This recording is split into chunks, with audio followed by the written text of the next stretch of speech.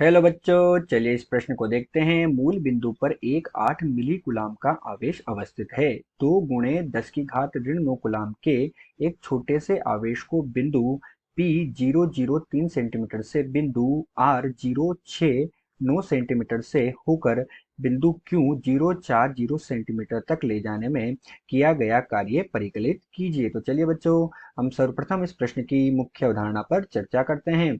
और उसके लिए बच्चों यहाँ मैं क्या लिख रहा हूँ, मुख्य अवधारणा। क्या लिखा बच्चों, मैंने यहाँ पर लिखा मुख्य अवधारणा। अब बच्चों इस प्रश्न में हमें क्या करना है, कार्य का मान परिकलित करना है। तो इसके लिए बच्चों हम क्या करते हैं, सबसे पहले निर्देशांक ज्यामिति को काम में लेते हैं। अर्थात हम क्या कहना चाह रहे हैं, हम कहना चाह रहे हैं कि हमारे पास क्या हो गया बच्चों, ये एक्स वाई और जेड तल हमारे पास हमने निर्माण किया।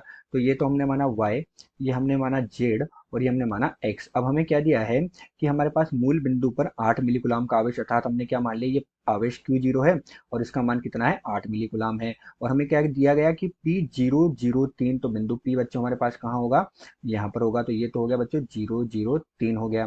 ठीक है, से बिंदु R और बिंदु Q तक जाना है। तो बिंदु Q कितना है बच्चों, 0,4 और 0 के बराबर, अर्थात y अक्ष पर हमारे पास इसका मान है। तो ये कितना हो गया, 0,4 और 0 हो गया। और बिंदु R कितना है बच्चों, बिंदु R हमारे पास है 0,6 और 9 सेंटीमीटर के बराबर है। अर्थात तो y अक्ष पर तो कितना है, ये 6 और z अक्ष पर कितना है, 9 सेंटीमीटर। तो ये हमारे पास बच्चों कहाँ, कहीं यहाँ पर ये 069, अर्थात तो बिंदु R होगा। और हमसे क्या कहा गया कि बिंदु P से बिंदु R तक जाइए और फिर उससे बिंदु Q तक जाइए। अर्थात बिंदु P से बिंदु R तक जाओ और फिर बिंदु R से हमें कहाँ जाना है, बिंदु Q तक जाना है और किए गए कार्य का मान हमें ज्ञात करना है। तो बच्चों इस प्रश्न की मुख्य अवधारणा ये है कि हम बिंदु P से जाएंगे बिंदु R तक और बिंदु R से जाएंगे बिंदु Q तक, लेकिन जो हमारे पास किया गया कार्य होता है W, वो पथ पर निर्भर नहीं करता है। किया गया कार्य पथ पर निर्भर नहीं करता है। यही क्या है, इस प्रश्न की मुख्य अवधारणा है कि हम कोई भी कार्य कर रहे हैं यहाँ पर तो वो पथ पर निर्भर नहीं करेगा। अतः हम बिंदु P से R और R से Q जाएंगे, उसकी जगह हम कहाँ से जाएंगे, बिंदु P से Q तक जाएंगे। तो बिंदु P से Q तक अगर हम आते हैं सीधे सीधे, तो हमारे पास हमें कार्य का मान परिकलित होगा, क्योंकि किया गया कार्य पथ पर निर्भर नहीं करता है। तो चलिए बच्चों, अब हम मुख्य उदाहरण के पश्चात देखते हैं कि हमें प्रश्न में क्या क्या दिया हुआ है। तो बच्चों प्रश्न में हमें क्या दिया, एक तो आवेश का मान दिया कितना, 8 मिली कूलाम, जो मूल बिंदु पर रखा हुआ है, ये मूल बिंदु है, इस पर रखा हुआ है। तो ये कितना दिया, 8 मिली कूलाम। 8 मिली कूलाम का मतलब कितना हुआ बच्चों, 8 गुणे 10 की घात ऋण 3 कूलाम के बराबर। साथ ही हमें क्या दिया, एक अन्य आवेश का मान दिया, जो कहाँ है, एक छोटे से आवेश को हम ले जा रहे हैं, तो उसका मान कितना दिया, 2 गुणे 10 की घात ऋण 9 कूलाम के बराबर हमें इसका मान दिया गया। तो ये बच्चों हमें प्रश्न में दिया गया है। तो चलिए बच्चों, अब हम मुख्य अवधारणा के आधार पर क्या करते हैं, प्रश्न को हल करते हैं। और यहाँ हम क्या लिख रहे हैं, प्रश्न का हल लिख रहे हैं। अब बच्चों प्रश्न के हल में हम क्या देखते हैं, हम देखते हैं कि हम बिंदु P से बिंदु Q तक जाएंगे। तो बच्चों बिंदु P पर हमारे पास विभव का मान क्या होगा और बिंदु Q पर हमारे पास विभव का मान क्या होगा, दोनों पर विभव का मान निकालेंगे और उससे हम कार्य का मान परिकलित करेंगे। तो बिंदु P पर विभव का मान क्या होगा बच्चों, Vp।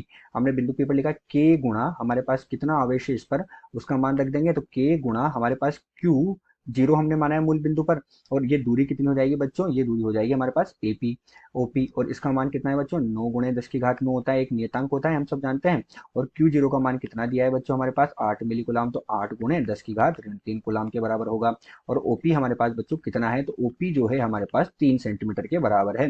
अर्थात किसके बराबर है, 3 गुणे 10 की घात ऋण 2 मीटर के बराबर होगा। तो बच्चों यहाँ से हमें जो बिंदु P है उस पर विभव का मान प्राप्त होगा और वो कितना होगा, 24 गुणे 10 की घात 8 वोल्ट के बराबर हमें विभव का मान प्राप्त हुआ। इसी क्रम में बच्चों अब हम क्या करेंगे, बिंदु Q पर विभव का मान निकालेंगे।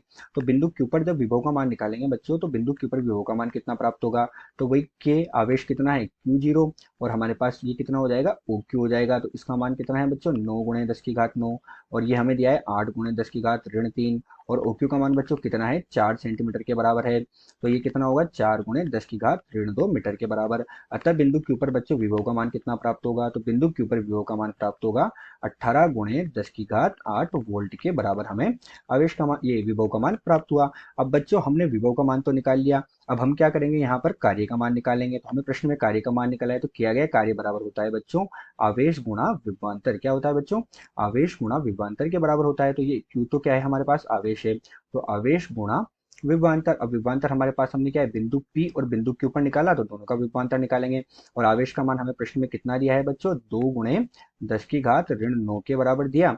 और विभवांतर का मान हमारे पास कितना होगा बच्चों, VQ, ऋण वीपी के बराबर होगा, यही होगा बच्चों, वी क्यू ऋण वीपी के बराबर होगा। तो हमारे पास इसका मान कितना प्राप्त होगा बच्चों, 2 × 10⁻⁹ बच्चों हम क्या करें, पी से क्यू तक जा रहे हैं, इसलिए वी क्यू ऋण वीपी हमने किया है। तो क्यू पर कितना है बच्चों, 18 ×